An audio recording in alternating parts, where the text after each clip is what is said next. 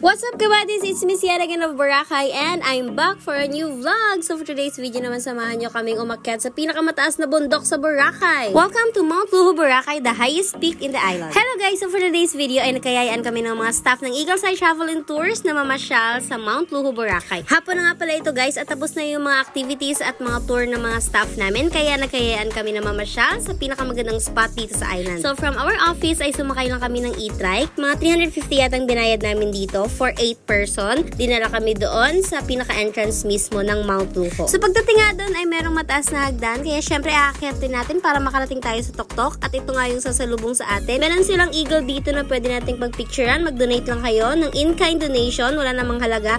Ang importante ay yung pagpapahalaga. Cheers! So yun na nga guys. Nag-enjoy na magpa-picture yung mga staff ng mata ng agila sa agila mismo. Original. Nakalimutan ko yung name ng agila guys. Basta tanongin nyo lang si Tito Boy yung may-ari doon. So ayan, nagpapapicture siya sa ulo. Pero minsan wala siya sa mood. Lumilipad siya. Lalo kay Den. Hindi niya type si Den. Medyo moody yung agila to guys. Pati kay Juber, hindi niya rin type masyado. Ayan, lumipad naman siya. May toyo kasi siya guys kasi babae siya na agila. Kaya understandable. So finally, nakapagpa-picture na rin kami lahat sa agila. And after noon, ay umakyat na kami sa first level ng peak na to. So meron diyang parang heart shape na wood at pwede kayong magpa-picture dyan. Kung mapapansin nyo guys, is medyo luma na yung structures niya kasi hindi siya masyadong pinapa-open talaga sa public kasi meron silang mga something issue. Pero minsan naman ay pinapayagang makapunta doon. So pinaka-safe is tanungin nyo muna yung driver ng e-try kung makakapasok ba doon today or hindi. Para hindi naman masayang yung oras nyo. And finally, nakarating na kami sa pinakamataas na peak ng Boracay Island. So, nag-expect ba kayo guys na mag-hiking kami? Hindi guys, kasi ito ay man-made na siya na peak dito sa Boracay. First time ko makapunta dito, year 2010, I was 12 years old yata noon. And hindi pa siya steel yung mga platform na to. Kahoy pa lang dati, kaya medyo nakakakaba.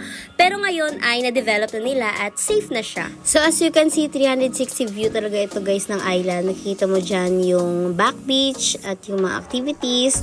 At when you go further, dito naman sa kabila ay yung Fairways at New Coast Beach. Pinili ko talaga na sunset time kami pumunta dito guys kasi sobrang ganda ng sunset dito. So ayan na nag-pictorial ng mga Eagles Eye troops na parang akala mo yung mga turista sa Boracay. Ibang klase talaga kasi ang ganda ng Boracay guys. Feeling turista ka talaga dito sa mga view at sa mga spot dito. Kaya binabalik-balikan talaga siya ng mga tao. Diba? Aminin, ilang beses ka na Boracay. And syempre super hour na ako dito guys. Ang ganda talaga ng view dito. Nakaka-in-love. And the best part, syempre nag-drone kami doon sa paligid para kitang-kita talaga yung view niya. Gamit nga pala namin dito ay DJI Neo. Si Dada Owe yung pilot ng drone pero hindi masyadong nagtagal kasi malakas yung hangin, medyo nakakakaba kaya konti lang yung clips na nakuha namin sa drone kasi bakali pa rin yung DJI Neo natin na sobrang liit lang naman. Pero at least ang ganda pa rin ng kuha niya. Ayan, 360 view din siya. At syempre mawawala ba naman yung food trip? Nako, never. Basta kami magkakasama ay food trip talaga yan. So nagbaon kami ng mga pagkain din guys. Luckily kasi pwedeng magdala doon kahit gaano karaming pagkain ang gusto nyong dalhin. Tapos ganito pa kaganda yung view mo habang lumalafang. Ay naku, mapaparami ka talaga ng kain. So ito nga pa nabili namin guys, pizza yan from Alberto's. Nasa 150 pesos lang isang box niyan. Nagdala kami ng mga tinapay, mga soft drinks, mga cheese curls kung anek-anek para may pinufood trip naman kami habang tumatambay mag-chismisan, diba? Para busog naman labang chismis. So these past few months has been very struggling and challenging talaga sa amin dahil off-season sa Boracay kaya medyo konti yung guests natin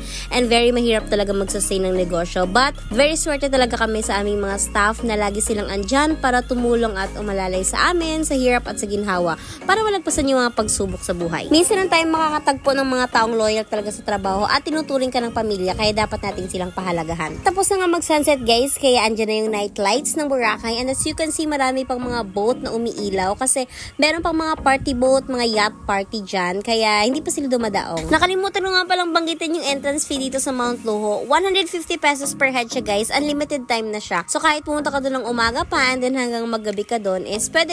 Hindi naman sila nagpapalaya sa mga first. So nagpakuha ako ng silhouette video kay Dada Uy pero parang wala namang silhouette dito. Parang puro shadow and darkness na lang dito. So that's it guys. Sana nagustuhan yung video na to. At syempre kung magbuburakay kayo, huwag niyong kakalimutan mag-book sa Eagles Eye Travel and Tours. Talagang aalagaan namin kayo at pasasayahin namin ang inyong Boracay vacation. So please do like, follow, and share my videos and see you on our next vlog. Bye-bye!